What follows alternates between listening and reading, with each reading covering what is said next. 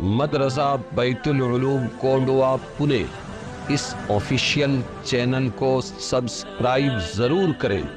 یاد رکھیے اس سے کسی ایک شخص کو نہیں پورے مدرسے کو فائدہ ہوگا اور آپ کو اجر عظیم ملے گا۔ ایک شخص عبداللہ ابن عمر رضی اللہ عنہما کے پاس آیا کہ ان سے پوچھا، عبداللہ ابن عمر رضی اللہ عنہما سے کیا پوچھا کہ یہ رتق اور فتق کیا ہے؟ آسمان زمین منہ بند تھے پھر ہم نے کھول دیا، اس کا مطلب کیا ہے؟ تو عبداللہ ابن عمر رضی اللہ عنہما نے اشارہ کیا، یہ شیخ ہے نا حضرت عبداللہ ابن عباس، ان کے پاس جاؤ۔ کس کے پاس جاؤ؟ عبداللہ ابن عباس کے پاس جاؤ۔ ہمارے یہاں تو ہمارے پاس آؤ، ادھر کہاں جا رہا؟ ہمارے پاس آؤ۔ سمجھ میں آیا؟ ان پڑھ قسم کے ایک آدمی تھے، ایک تنظیم میں ہم مل کے چلتے تھے، تو کچھ چیلے پیدا ہو گئے تھے ہر جگہ ہر ضلع میں، فون کر دیا تو وہ پیر دبانے تیل لگانے میں آ جاتے تھے۔ اب میں ایسا بیٹھا ہوا ہوں ایک تمہارے پلنگ کے کنارے پر، اور جناب والا بیٹھے ہوئے ہیں الحزب العظم پڑھ رہے ہیں، اور ایک پیر دباتے دباتے پوچھتا ہے حضرت وہ جائز ہے؟ ہاں بولے جائز ہے۔ حضرت وہ ناجائز ہے؟ ہاں ناجائز ہے۔ یہ توفیق نہیں ہے کہ یہ مفتی ہے میں جاہل ہوں، یہ مفتی شاکر ہے ان سے پوچھ لے، یہ توفیق نہیں۔ یہ توفیق ملتی ہے ان کو جن کے پاس علم ہوتا ہے۔ مولانا یونس صاحب رحمت اللہ علیہ علم میں بڑے مضبوط آدمی تھے اور مسئلے بھی بیان کرتے تھے، تفسیر میں بھی بہت اچھے تھے، مسئلے بتاتے تھے۔ جیسے ہی میں 23 سال کی عمر میں ان کے ہاتھ کو لگا اور ان کا نائب امام بنا، تو کوئی مسئلہ پوچھے شاکر کو پوچھو۔ کس کو پوچھو؟ کون بول رہا ہے؟ زبردست عالم، رہنما، داعی، علم ہے نا، معلوم ہے کتنا نازک مسئلہ ہے، اور یہاں آیا لٹک کے مارا پٹک کے۔ پہلے موبائل نہیں تھے تو مدار چلنا مسجد میں ایسا بیٹھتا تھا تو میرے ساتھ میں کچھ اپنے کوئی دودھ والا، کوئی تیل والا، کوئی ڈبے والا بیٹھتے تھے، دوستی تھی، کبھی چائے بھی پی لیتے تھے، تو وہاں فون بجتا تھا ادھر میرے کمرے کے پاس، کارڈلیس بھی نہیں تھا اس وقت۔ فون بجا تو یہ دوڑا، پھر میں آیا واپس، میں بولا کیا ہوا؟ دے دیا جواب، بولے دودھ والا بول رہا ہے میرے کو، دے دیا جواب۔ میں بولا کیا دیا جواب؟ اس نے بولا وہ جائز ہے کہ؟ میں بولا جائز ہے، تم کو کہیں کو تکلیف دوں؟ آیا لٹک کے مارا پٹک کے۔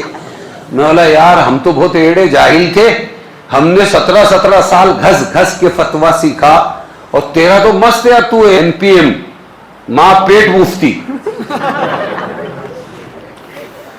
تو ایسا ہے یہ کہ حضرت عبداللہ ابن عمر ہے، کس کے بیٹے؟ بادشاہ وقت کے بیٹے، امیر المؤمنین کے بیٹے۔ کون امیر المؤمنین؟ عمر۔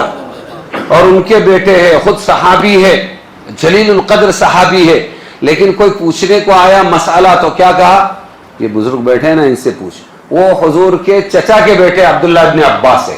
کون ہے؟ ہاں، وہ گیا، اس نے جا کے بولا یہ رتقن فتقن کیا ہے؟ یہ کہ آسمان زمین منہ بند تھے، ہم نے ان کو کھول دیا، اس کا مطلب کیا ہے؟ تو انہوں نے فرمایا کہ پہلے آسمان بند تھے، بارش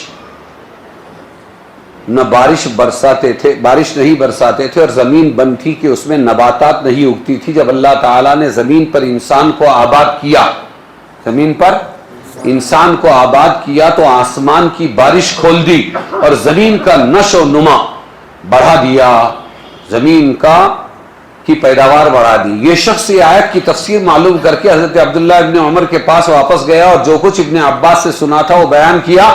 تو حضرت عبداللہ ابن عمر رضی اللہ عنہما نے فرمایا کہ اب مجھے ثابت ہو گیا کہ واقعی ابن عباس کو قرآن کا علم عطا کیا گیا۔ کہے گا